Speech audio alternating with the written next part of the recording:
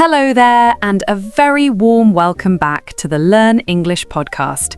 I'm your host, and today we are tackling the one thing that keeps more English learners awake at night than anything else. It's that moment. You know the one. You're standing in a coffee shop in London, or maybe you're in a business meeting on Zoom, and you have this brilliant idea. You know exactly what you want to say in your native language, but then you look for the English words and the cupboard is bare. You realise you only know the baby version of those words. So what do? Most people do one of two things. They either go completely silent and pretend they have nothing to say, or they stammer, get frustrated, and eventually give up. If that sounds like you, listen closely. You do not need 10,000 words to be a brilliant communicator. In fact, today I'm going to prove to you that you can navigate almost any conversation in the world using just a few hundred core words. We're going to talk about the power of the core, how to use linguistic Lego blocks, and why simple English isn't just good enough, it's actually often better than complex English. By the end of this episode, you'll stop apologizing for your limited vocabulary and start using it like a pro.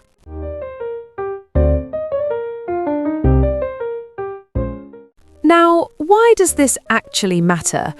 Why can't you just wait until you've memorized the entire Oxford English Dictionary before you start speaking? Here are the stakes. If you wait until your vocabulary is perfect before you speak, two things happen. 1. Opportunities pass you by. That promotion, that new friendship, that travel experience, they don't wait for you to reach C1 level. 2. Your brain gets lazy. Speaking is a muscle. If you don't practice communicating with what you have now, your brain never learns the vital skill of circumlocution. That's a fancy word for describing something when you don't know the exact name for it.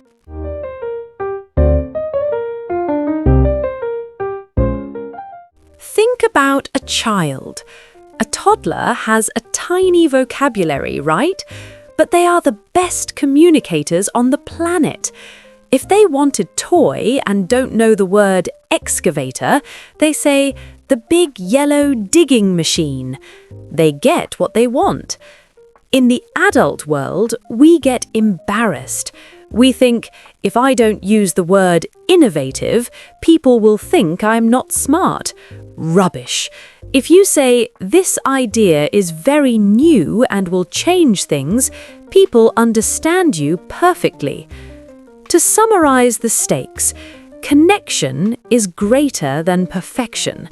Communication is about building bridges, not showing off. And finally, confidence. Once you realize you can survive a conversation with 500 words, your anxiety vanishes.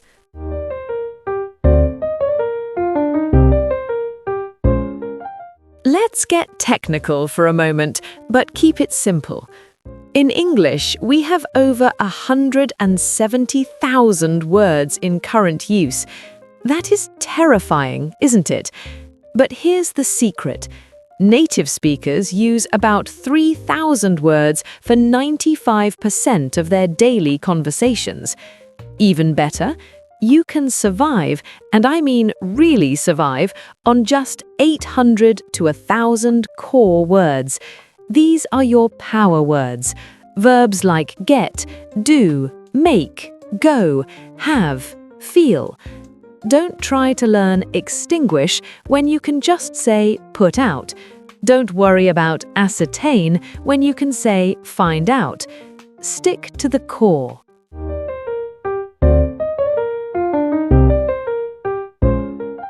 Instead of learning thousands of individual words, I want you to master 5 basic patterns. Think of these as Lego blocks. Once you have the blocks, you can build anything. Number 1.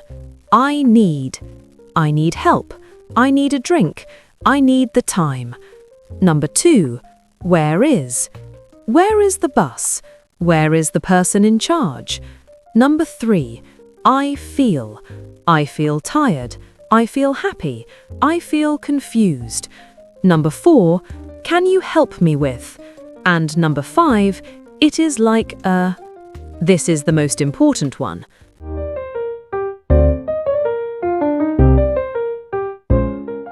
This is the secret sauce. What happens when you don't know the word for fridge? You don't stop talking, you describe it. The big cold box in the kitchen where we keep the milk. What if you don't know the word for subway or underground? The train that goes under the floor. I once had a student who forgot the word for carpenter.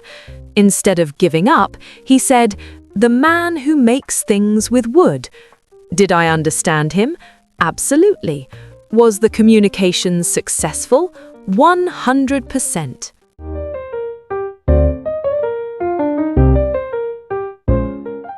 In Britain, we might be a bit reserved, but we still use our hands.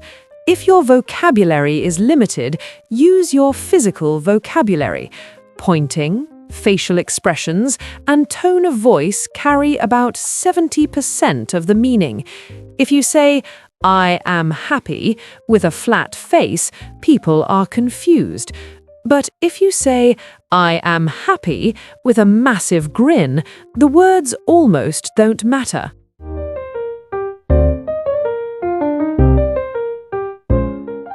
Let's try a quick exercise. I'm going to say a complex sentence, and I want you to think about how to say it using baby words.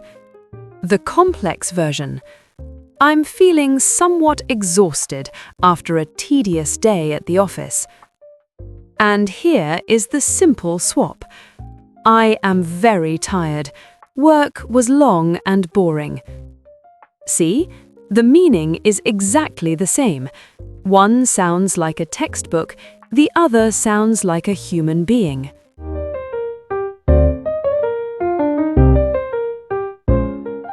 To wrap up today's episode, let's remember the 3 golden rules of speaking with a limited vocabulary. Number 1, don't apologize. You are learning a whole second language. That is a superpower. Number 2, use the words you know to describe the words you don't. Remember the cold box method. Number 3, focus on the core. Master the common verbs and simple sentence patterns.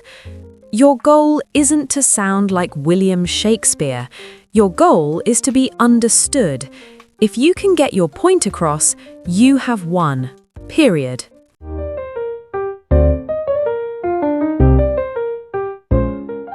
Thank you so much for spending your time with me today on the Learn English podcast. Keep practicing, keep making mistakes, because mistakes are just proof that you're trying, and most importantly, keep speaking. I've been your host, and I'll see you in the next episode where we'll be discussing how to improve your British accent without sounding like you're in a period drama. Until then, take care and happy learning.